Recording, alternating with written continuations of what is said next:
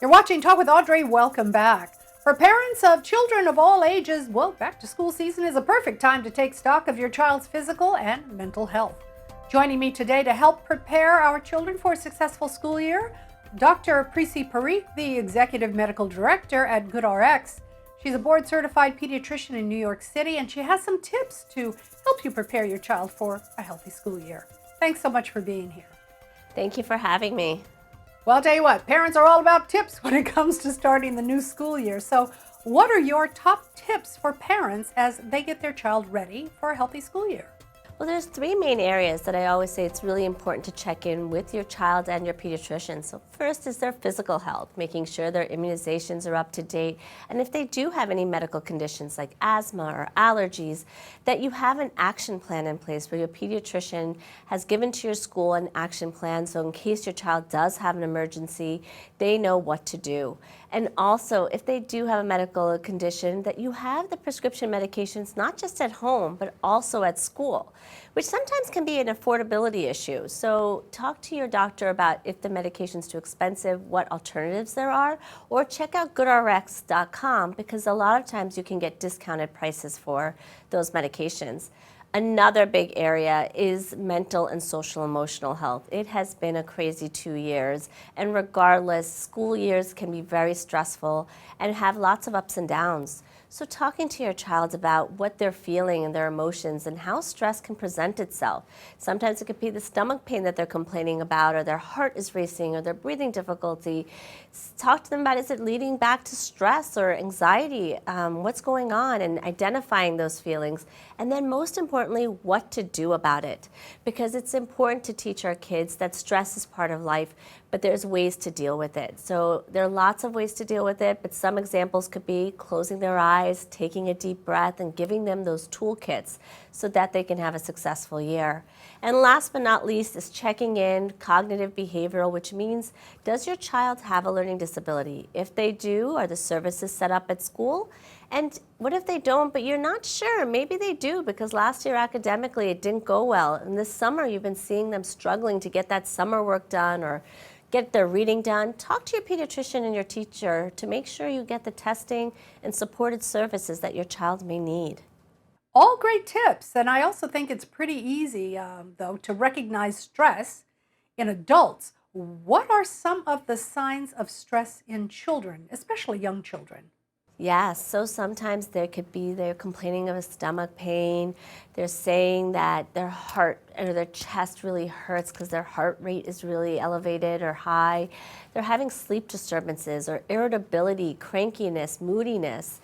If you're seeing those signs that just really don't go along with any other medical condition, so it really could be due to stress or anxiety. So really looking into those signs and symptoms is important. And the source of that stress could be coming from their own fears and hopes even, but also from their devices, social media. How can parents recognize the signs of bullying, for instance?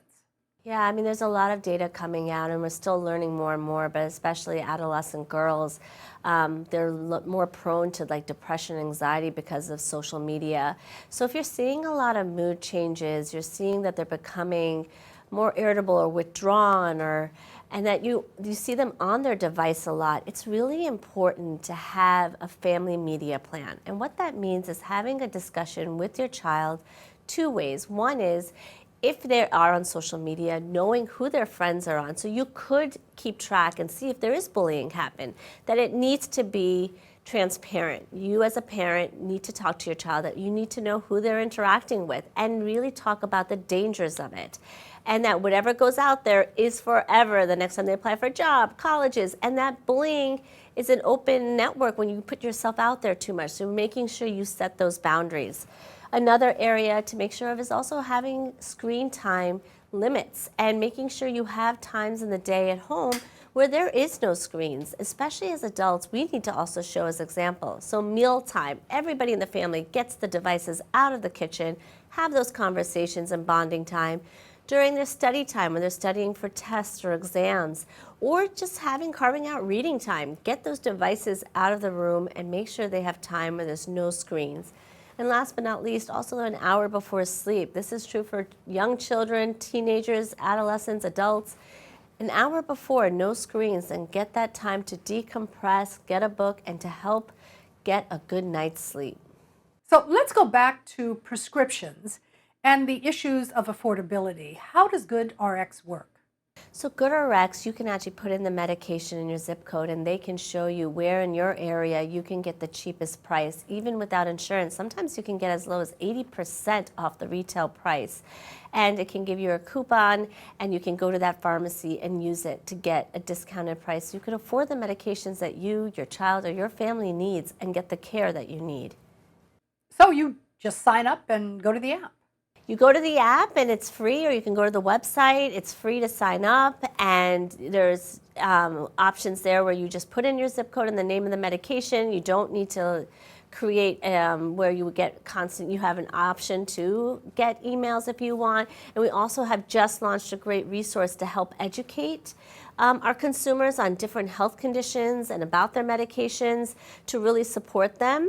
So we have something called goodrx.com/health, which is our website where you can get information that is created and double-checked and triple-checked by pharmacists, doctors, and healthcare experts, because we want to make sure that you get the best information out there to get the best health outcomes.